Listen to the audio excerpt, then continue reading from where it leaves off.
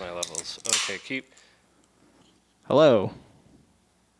Hi, Curtis. How are you? I'm fine. How are you? I'm fine. Ryan, how are you? I'm okay. That is okay, I guess. This seems close to me. There. Your water bottle with a hat Yes. on it? The hat must remain for as long as I deem it necessary. The Star Trek Armada box must remain no matter what. Yep. Keeps on keeping on. And there's that little droid hiding back there. I really want to punt him to oblivion. Like in Star Wars The Force Unleashed 2 when you could punt Ewoks. I remember that. That was fun. Excuse me.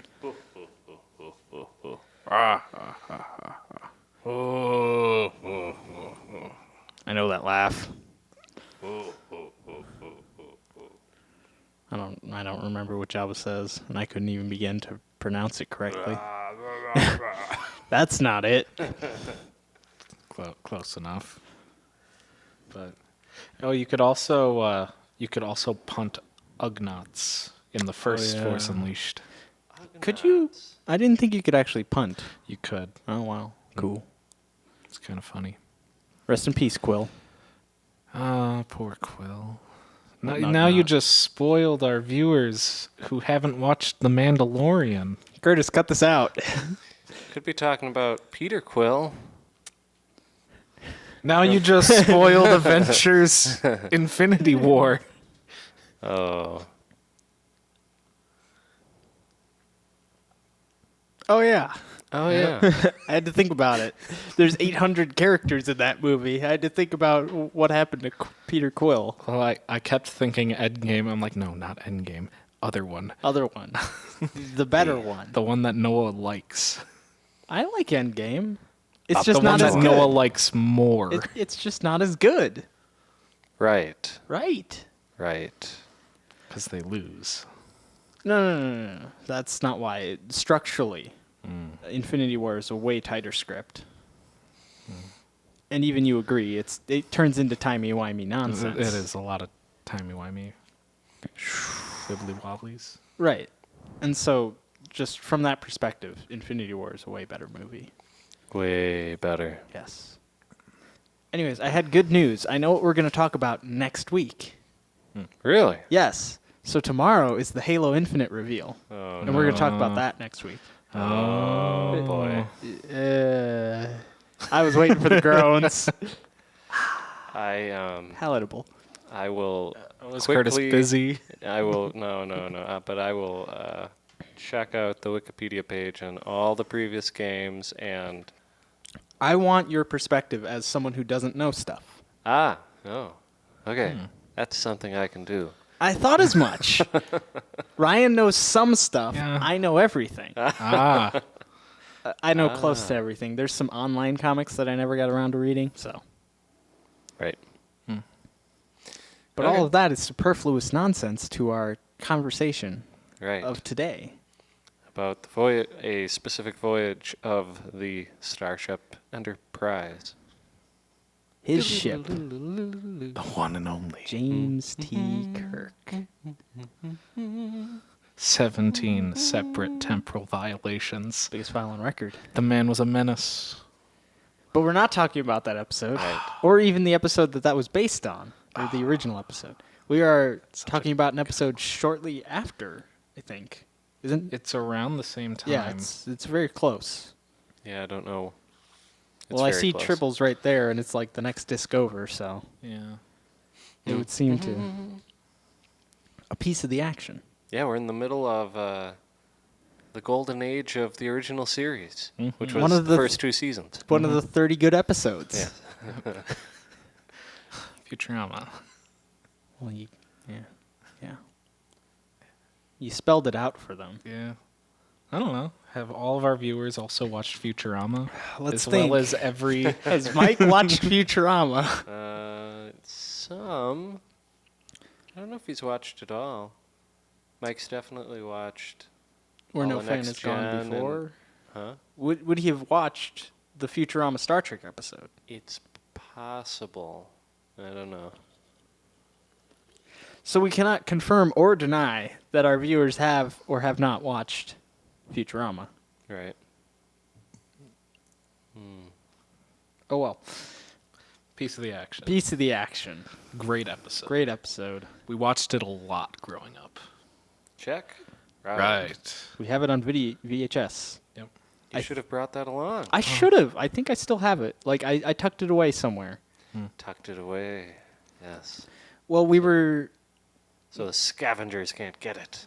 Well, our parents were clearing out VHS tapes because they don't really watch them. So anything that they have on better quality, they were going to get rid of. And I was like, I'll hold on to the original series VHS tapes It's a good idea. and Trials and Tribulations on VHS. That's a good idea, too. I thought That's right. so. We had that up. Yes. That's right. Mm. Oh, wow. Our one episode of DS9 officially on VHS. Yes.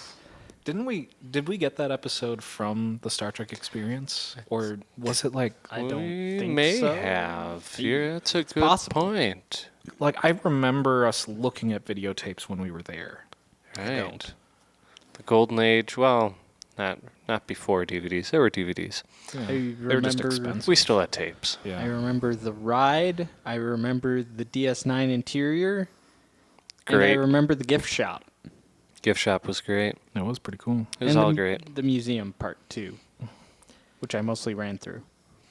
We need it back. It would Bring it back. It won't. They sold everything, I know. Curtis. It's so sad. Makes me really The bridge sad. survives, That's Right, true. the bridge lives on. which is nice. Mm. Better than nothing. What they really need to do is just establish a Star Trek museum somewhere. Well, there's someone working on it. Well, it isn't specifically Star Trek. They're working on a sci-fi museum.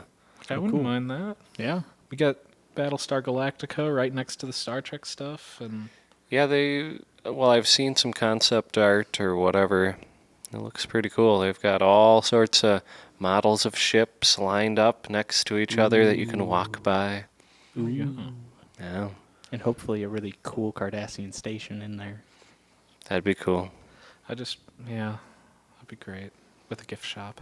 The gift shop. Oh, I was talking about a model Cardassian station. And Quark's Bar. Yes. Quark. I had to drag you to come take a picture with the Borg because the Borg scared me. Borg was kind of scary. I remember that. So I I'm was in like 3. I'm in season 3 of Boston Legal now, and we got through the episode where Armin Shimmerman and Renee meet up Arbois. because Armin Shimmerman is Rest in peace, playing- Oda. yeah he's playing a judge, and Renee Odo is a lawyer, and they have a confrontation. He's like, Classic. "Listen here, old friend." Boston Legal just jumped up a couple spots Yeah. on my favorites list. I haven't even watched I it. think I need to like fully watch it. I remember watching a couple episodes, like when the show was still airing. I remember watching a few. Yeah, in the course of 3 episodes, you have an episode that focuses on Jerry Ryan, who's playing an actress who's being stalked, and William Shatner is stalking her to find out Who the stalker is? Yes. And then there's an episode or 2 later, you have Ethan Phillips, Neelix, Oh God. Okay. in there, and Armin Shimmerman is in the exact same episode. So you have all these people all there. It's crazy. It's too bad Leonard. Does Leonard Nimoy ever show up? I doubt it. I don't think so. Not in Boston Legal. Tragic. But He I'm was doing Star Trek. right. Screw you, yeah. J.J. Abrams. That was around that time. Was it? Close. It was yeah. close, yeah. Boston Legal finished in 2008, so right before. Right before. So they were probably in production in 08 because the probably movie were. Yeah. was released in 09. So So, how so did it my go? friend, what can I do for you? Dex. Wait. You know your favorite Star Wars movie? Second Oh, Dexter. favorite? Yes. Yes. Hello, Dex. Yes. Hello, Dex. Hello, Dex. Yeah. You want a cup of Jamba Juice? Please. Or thank you, something I don't remember. Yep. Well, this looks like one of those Camino. You forgot, what do you know? Well, what do you know? This looks like one of those Camino saber darts. They're cloners. Man, this guy's really helpful for exposition. Good writing, George. Depends on how big your pocketbook is. I like the pocketbook line, honestly. Pocketbook. Okay, so we're a bit off topic. A Right. piece of the action. Great episode. Yeah.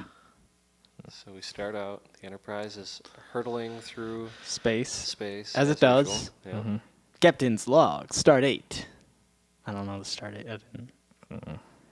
But I can find it in this book. The book. The book. No more cracks about the book. book. It's. It's an overused line. I agree. But I had to do it at least once. City on the edge. Get it out of the way. Yeah, that's a good call. Changeling. The changeling. Doomsday Machine. Hey, that's a good episode. Metamorphosis. That's around the this- same air time as Doomsday Machine 2. Is this our first TOS episode? I think so. Piece of the Here we action. Writer David P. Harmon and Gene L. Kuhn. Mm-hmm. Directed by James Comack. First aired January 12th, 1968. Whew. Wow. Big yikes.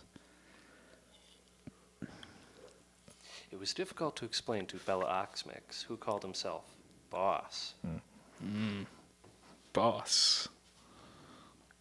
It's difficult to explain. I'll explain it when I see you. He says that like 3 times. That would be difficult for you to understand also. I'll explain it when I see you. Okay. Oh, sure, there's an intersection right down the street. It's got a yellow fire hydrant. Scotty, do you have the coordinates? It's like, wait, what?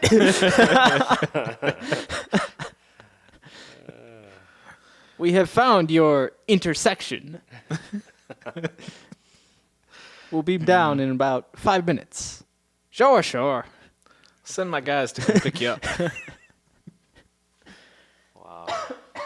Classic. Classic. So, what's essentially happened, there was another ship, it was called the Horizon, that I guess had gone there 100 years prior, and they had left some stuff behind that possibly influenced the people on the planet Sigma Iosha 2.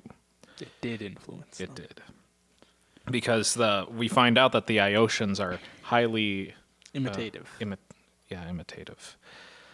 So when they get down there, the first thing that they see is that it's almost Earth, but it From looks a long time kinda, ago. Yeah, Earth from the past, but it looks kind of run down. They're walking around, and Spock is like, "Why does everybody carry firearms here?" Never heard such a stupid question in my life. That's it. And they're eventually, so Kirk, Spock, and McCoy, they're walking around trying to find the boss's place, and then his guys come out of nowhere and ambush him. It's like you're packing heaters or whatever. Oh, right. So they take their heaters and whatever else that they have. Freezers and Get communicators. walking. Mm-hmm. Then they get hit. Right. There's a Hit. hit. Who hits them? Drive by. I think it's it's some of Krako's men, Krakow. because somehow Spock or Kirk overhears that it's one of Krako's. Oh yeah, Spock heard it. Yeah, so they're drive. What? You never seen a Seen a hit before? I love it how so everybody has that kind of that accent, and then eventually Kirk has it, and By the end at of one the point episode. at the end he's like, "It's Koik." It's Quake. Hey, Scotty, it's Koik. Oh man, he really got into it. It was great. That's something I wanted to bring up, is that this is this concept isn't unique to this episode. They do contamination episodes, like, oh no, we've influenced this society. But I think this is the only Star Trek episode that just plays it for laughs, essentially. Not necessarily laughs, but just like runs with the fun of it, where it's just like, this is a ridiculous situation. Let's just play it out and see how ridiculous you can get it. Mm-hmm.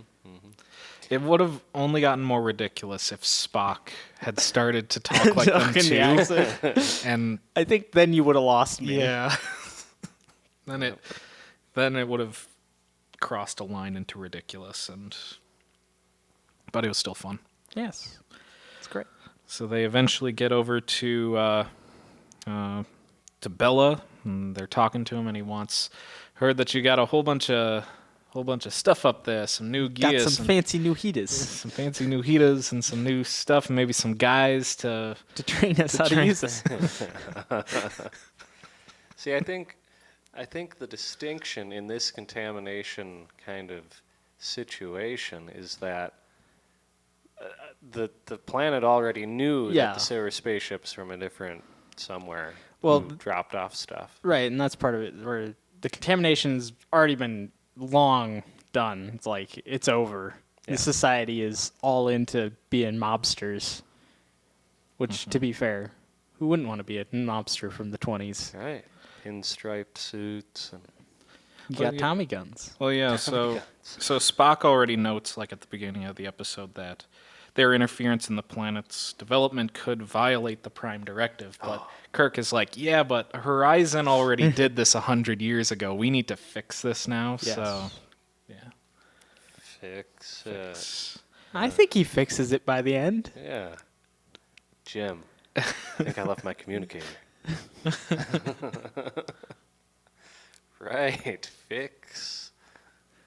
Did anyone ever come back to this planet? No. That's too bad. I mean, they said that they were supposed to come back, like, after a year or something. Right. I don't know. They're going to want a piece of our action. Yeah. Dun, dun, dun, dun, dun, dun, dun, dun. Yeah. Take our 40%. That seems fair. Kirk holds a planet at gunpoint and gets 40%. Yeah. Oh, boy. Yeah, so they're at Bella's office, and he's telling them about the way things are. They're trying to figure out, like, who are these? What do you mean bosses? What are you talking about here? You got this whole Northern Territory or whatever. Right. And eventually Spock looks over and he discovers the book Chicago Mobs of the 20s, which was published in 1992. 1922. No, 1992. Oh, 92. Oh. Yeah. Right. Ah, yes, of course. Oh, it's from the 20s. Never mind. So that's how they figure that this is why their whole society was based on this. Was based off of this book. And you look throughout the episode, you go to other boss's office, you can see the book is also there. Mm-hmm. And they also ask Bella, like, is this the only book that they left behind? And they're like, nah, they left some like textbooks on how to build radios and stuff. But I don't know, that's not important. Not important. Yeah. Amazing that the Horizon had these hardcover books to. Mm-hmm. Well, Leave considering there were multiple copies, one would assume the Iosians have reprinted. The printing press. Yeah, they did say that the Horizon had gotten there by the time they were getting into the Industrial Revolution of their planet. Oh. So, I don't know if that just means like maybe a lot of smokestacks around or what have you. Possibly. Sure. But they probably would have had the ability to print stuff. It would make sense. So, after Kirk says, no, I can't give you any of our heaters, he's like, okay, put the bag on him. Put the bag on him, take him to the warehouse. Yep. Put him in the bag. And so they're in the... Keep a close eye on him. Why would you put a bag? On our captain. Yeah. He's talking to... That's later. No, this happens like right after he takes them to the warehouse because he's playing around with the communicator. Hey, you in the ship up there. You in the ship up there. Hey. Scott here. Who's this? It's Bella Oxmix.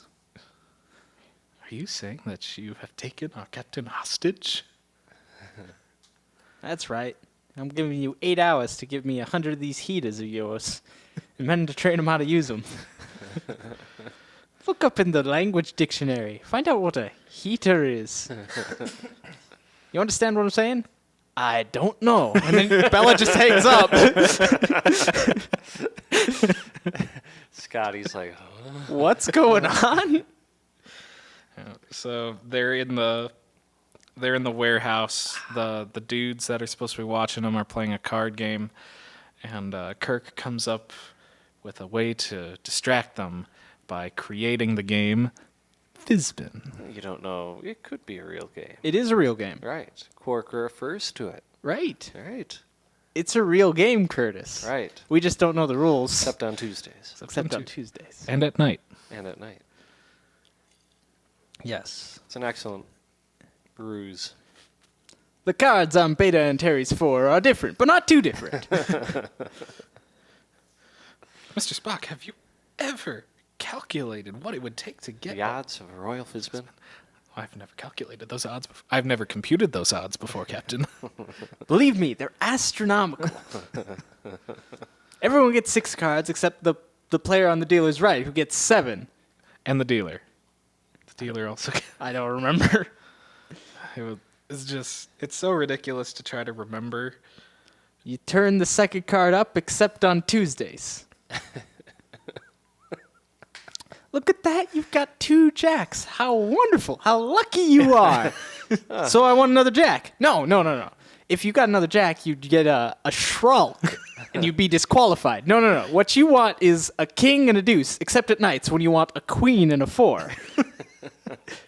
What? He's like, huh? Uh-huh. At some point, he's actually just staring there. What? Yeah. Because his men ain't dumb. 'Cause they're Right. smart. This was a card game for intelligent men. Yes. Right. Well, so they confuse them enough to the point where Spock is able to Vulcan nerve punch one of them.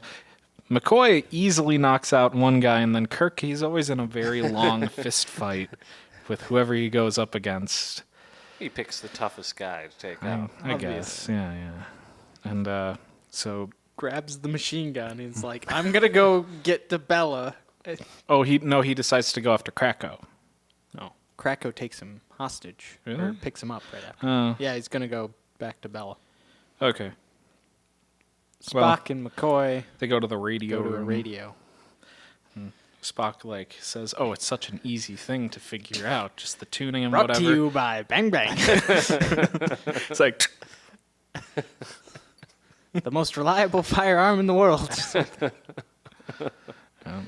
Oh, man. well, they get transported off the planet while Kirk, he gets captured, goes over to Krakow, and Krakow then tries to get the same kind of deal that Bella was trying to do, but Kirk's like, "No, not going to happen." And this time, Krakow's like, "Okay, put him on ice." Once again, just puts him in a little room somewhere. Where he finds I don't know if it's like a radio or Looked like a radio. he just takes a wire out of there and he makes it into a little trap. Oh, Help. They come running in, they trip, and takes their guns and knocks them out. Starts. Ingenuity.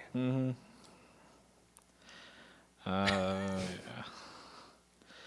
So while this is happening, Spock and McCoy, they decide that they have to return to the planet after they tried to use their logic computers to figure out what would be the right solution Ah, to the this logic whole computer. situation, but the logic computer said, "Can't figure this out because it's all based on an awful society or something, or an unjust, unlawful society."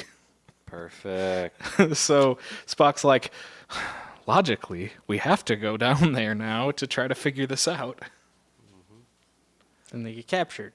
They get Again. captured again, and then Kirk runs in And Bella's like, "You got away from Krakow? That's hard to do." Old Krakow.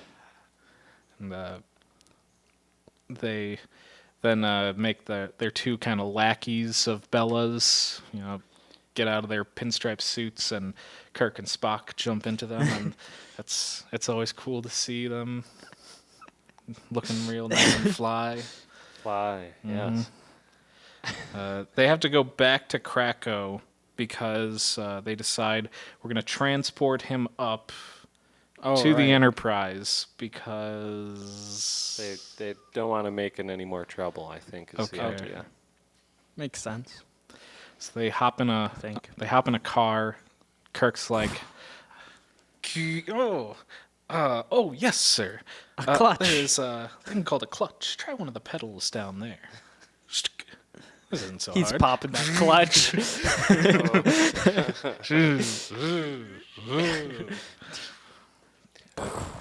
Wheels, Mr. Spock. Wheels. And Spock is like, Captain, you're an excellent starship commander, but your driving skills. But as a taxi driver, not the best. leaves much to be desired. Yes. So they get over to Krakow's place. They drive a little past it. They see there's a kid on the street, and they're trying to figure out, okay, so how are we going to get over there? And the kid's like, oh, You're going to make a hit, you're aren't gonna you? make a hit. And Spock's like, young man, you don't know what you're talking about. This could be very dangerous. And then Kirk's like, let's use the kid. So what do you want? Piece of the action? It's like, He said it. He Yeah. said the thing. he said the thing. Title line. Credits right there. Yep. End the episode. Oh, yeah. That's where it's like what Horatio would have said, and then The Who plays. Yeah! I remember that show used to be like kind of good, but then just kept going and going and going and going and going. Ryan is really glad that show lived on. What does Ryan like more, that show going on or Harry Kim playing a clarinet solo in the middle of... Well, the thing is, Harry night. Kim's not a bad clarinet player. Okay, Harry Kim's monologue before his clarinet solo. Okay. Now you got me. It's just... 'cause he's just going to whine about wanting to go home and... He got home. Captain Proton would never give up like this. That's true.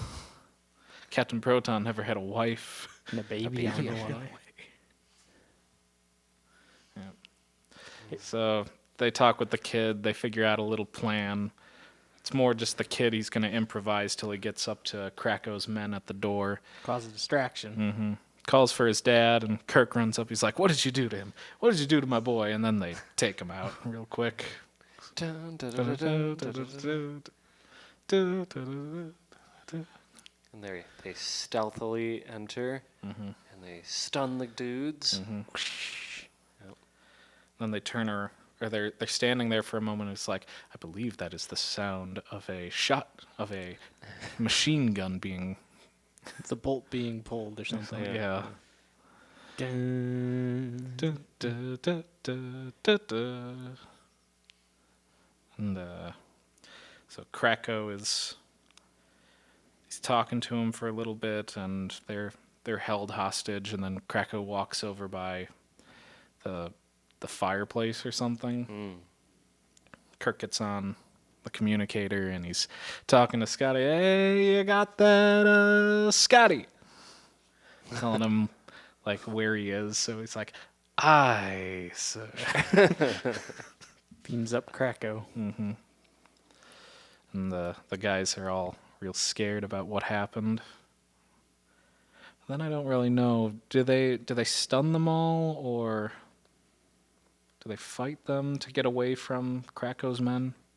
No, well, then don't they hold the big meeting? You wide burst. Wide burst. Wide burst. And That convinces them, the mob bosses, that the Federation are powerful, and Kirk has the power to do the things he says he will. Are they dead? No. Just be knocked out. for a couple hours. Yep. And, So Kirk brings it all together, brings it home. All the He's got it bosses will figured work out. together, Right. yep, and he's the boss now, or the Federation is the boss now. Well, he leaves Bella as the top boss. Oh, right. Krakow as a lieutenant. Lieutenant. And the Federation will come by once a year, cut 40% of their cut It's a little steep. of the planet's action. But they're like, 40%'s good, guys. That sounds fair. So they get back up to the Enterprise, where they discuss the Federation's cut to be used in a planetary fund to guide the Iosians into a more ethical society. Perfect. And they figured it out. They Saved got the it. day. And Except that's when McCoy tells them that, I think I left my communicator oh no. at Bella's office. It's like, they're extremely influential. They'll be able to take that thing apart and figure out everything in them. Then they're going to want a piece of our action. Dun dun dun dun dun dun dun dun dun dun. Yeah, What a great episode. it is. I'm curious. He's curious. Well, because this book doesn't exactly. It isn't like a copy. It like kind not of a transcript. dramatizes it, doesn't Yeah. it? Just I want to see how it. Your perspective teller? I think that this is really like one of the greatest strengths of science fiction is that you can kind of go to outlandish places and do outlandish things and still take it seriously. Yeah. It's like it's an episode of Doctor Who, except it doesn't suck. Huh. It's basically time travel without actual time travel. True. The book, this book, not the book. No more it cracks does about the not book. Refer to McCoy leaving his communicator behind. Interesting. It has it completely cut out. Weird. But the end line is Spacco. Now you're talking. That's not how the episode Spacco? ends. Now you're Spacco. talking. Hey, Spacco. The Spaccoscope. I need a Spaccoscope. I mean, they're probably not too hard to make. It's just, Yeah, thing. Blue light. Blue light. And That way you can't actually see anything. Right. How did he look into that thing constantly? I don't know either. All right. got paid enough for those Aleve commercials. He could do that for a while. What? Fair point.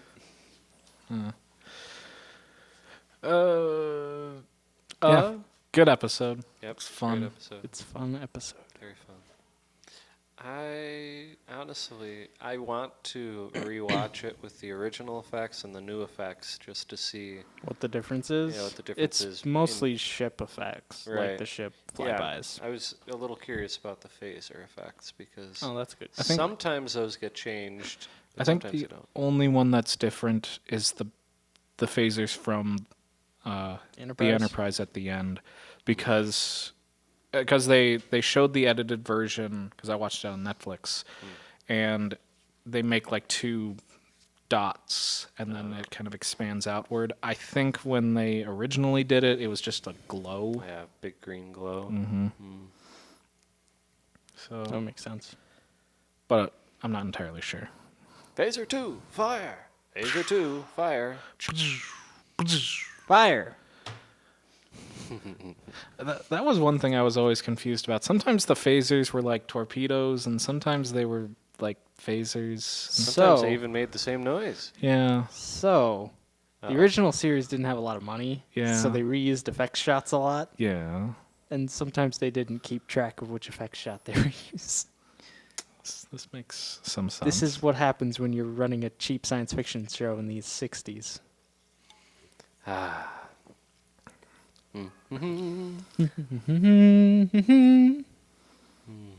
It's too bad we didn't get, the original 5 seasons of Star Trek that were. It's a 5-year mission. We got 3 and an animated show. Yep. A couple Yikes. in the averaged out, be pretty good 6 original Star Trek movies. Yeah. Overall, you got like 4 decent ones. They average out to be really great. Yeah. One that's a little too lengthy and overblown, and then one that's oh no. What do you mean? What are you talking Making about love here? to the mountain. Those are just the bonus features. But Curtis, what does God need with a starship? I bet Bill thought he was so smart when he wrote that line. That's a great line. It's It's a decent line, I guess. The rest of the movie doesn't help that line out in any way. Right. No, the intro to Star Trek V is actually pretty suspenseful. You got like weird Vulcans laughing, and it's like, whoa, what's going on? And then the rest of the movie happens. weird desert planet where they all like to drink.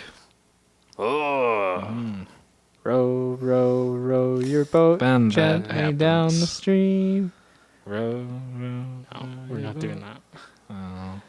Look, SF Debris figured it out. Any movie where they sing, it's done. It's donezo. Now that's not the only criteria for a bad Star Trek movie, but that That is a guarantee. that is a guaranteed bad Star Trek movie if they sing in it. I wish they would re-release the motion picture director's cut on Blu-ray. You'd think they'd be able to up-res the new files they made. You would think. I'm still waiting for Star Trek 6 director's cut on Blu-ray, Curtis. Well, that too. Although that doesn't make much of a difference. They just throw in a couple extra things. Yeah, and that's really and nice Odo extra things. has a military strategic meeting with the president. Right. We can go in, On his paper flipboard in the Yes. 24th century. Yes. Hmm. You got me. If I was designing it, I would have left that out. No. I feel as though we've lingered. Yes, we're lingering. We could end the recording and continue our discussions off air. Right. So, So, like, And sub, and oh, gr, I b, and like the comments. and the commenters. see, I'm the worst guy in that storytelling game. I'm the guy who goes and And and Yeah. Subscribe